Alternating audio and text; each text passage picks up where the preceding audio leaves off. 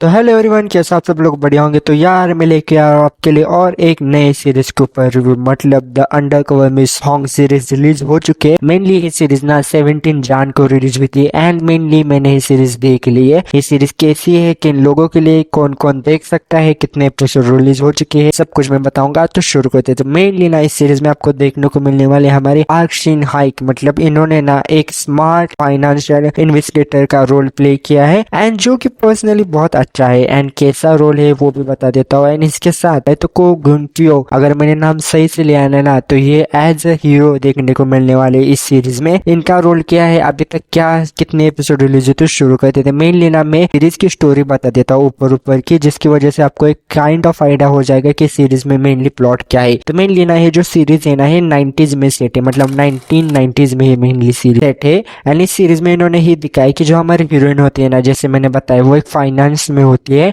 तो वो बहुत सारी चीजें देखती होती है, जैसे बहुत सारे जो स्कैम होते हैं पैसों के रिलेटेड कंपनियों में, बहुत सारे आपने देखे होंगे। एंड वो सारी चीजें आपको देखने को मिलती है बहुत बड़ी बड़ी कंपनीज में, मतलब पैसे के हेरा फेरी, इधर की उधर शेयर स्टॉक्स, वो सारी चीजें। तो मेनली यही सीरीज में आपको देखने को मिलेगा। तो हीरोइन को एक मिशन मिलता है, या फिर हीरोइन एक मिशन पे चली जाती है, जिसमें हमारा हीरो की जो कंपनी होती है ना, उसके ऊपर कुछ ना कुछ अंदर के अंदर कुछ ना कुछ तो चल रहा है, जो कि हीरोइन को भी डाउट आता है। मेनली पहले एपिसोड में आपको यही देखने को मिलेगा। और उसकी वजह से ना वो उस हीरो की कंपनी में चली जाती है। एंड जब ना वो हीरो की कंपनी में चली जाती है ना, तो वो एक 20 ईयर की लड़की बन के जाती है। मतलब इन दी एंड इस सीरीज में इन्होंने दिखाया कि करंट एज उसकी 35 या फिर 30s है कुछ, तो फिर भी वो अपनी एज को कम करके, मतलब एज को कम करने के बाद हीरो की कंपनी में ज्वाइन होती है एंड बहुत सारी चीजें को रिसर्च करना ट्राई करती है। एंड यही मेनली सीरीज की स्टोरी है। अगर मैं बात करूँ कि सीरीज कैसी है, अभी तक कैसी लगी, तो मैं एक ही बात बताऊंगा कि सीरीज देखो अभी तक तो बहुत अच्छी से चल रही है। इन दी एंड ये सीरीज अभी पहले ही 2 एपिसोड रिलीज हुए, तो ये मुझे ऐसा लगता है कि अभी तक तो अच्छी खासी चल रही है सीरीज। एंड अगर मैं बात करूँ टोटल एपिसोड की, तो टोटल 16 एपिसोड होने वाली है एंड नेटफ्लिक्स पे रिलीज है। एंड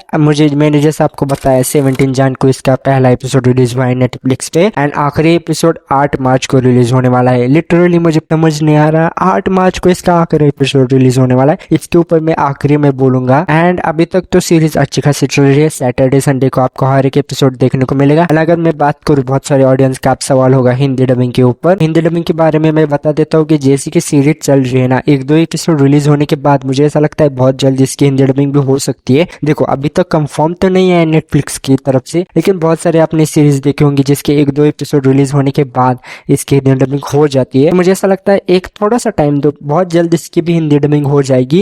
एक्टिंग के ऊपर नहीं, मेरा मेन मुद्दा इतना है कि जो इन्होंने सीरीज दिखाई ना, इन दी एंड जो कास्टिंग इन्होंने ली है ना, वो बहुत अच्छे है। मतलब जो साइड कैरेक्टर है ना, वो लिटरली मेन लीड परफॉर्म करके भी आई है। मतलब शोले टुमारो की हीरोइन आपको देखने को मिलेगी। मतलब बहुत सारे जो सपोर्टिंग कैरेक्टर्स भी है ना, वो आपको बहुत सारे ड्रामा में देखने को मिलेगी इस सीरीज के। क्योंकि मेनली अगर आपने बहुत सारे के ड्रामा देखे होंगे, तो सपोर्टिंग कैरेक्टर भी बहुत पॉपुलर ड्रामा से इन्होंने ली है, क्योंकि अच्छी बात है। लेकिन जो मुझे चीज पर्सनली पसंद है, वो एक बात है कि इन्होंने ना वीक में नहीं रखनी चाहिए थी सीरीज। मुझे ऐसा लगता है कि ये सीरीज ना, अगर ये ना एक साथ 16 एपिसोड रिलीज करते ना, तो बहुत बढ़िया होता। क्योंकि यार देखो यार, एक तो ये 16 एपिसोड की सीरीज है एंड आप हर सैटरडे संडे को 2 एपिसोड रिलीज हो गए। लिटरली तब तक 8 मार्च तक जाओगे आप, तब तक बहुत सारी सीरीज आ भी सकते हैं। लिटरली बहुत सारी सीरीज आने वाली है तब तक। एंड मुझे ऐसा लगता है जो वीक की सीरीज होती है ना, वो इन दी एंड फ्लो बिगाड़ देते हैं। मतलब मजा पूरा चला जाता है वीक में सीरीज में, क्योंकि एक वीक तक आपको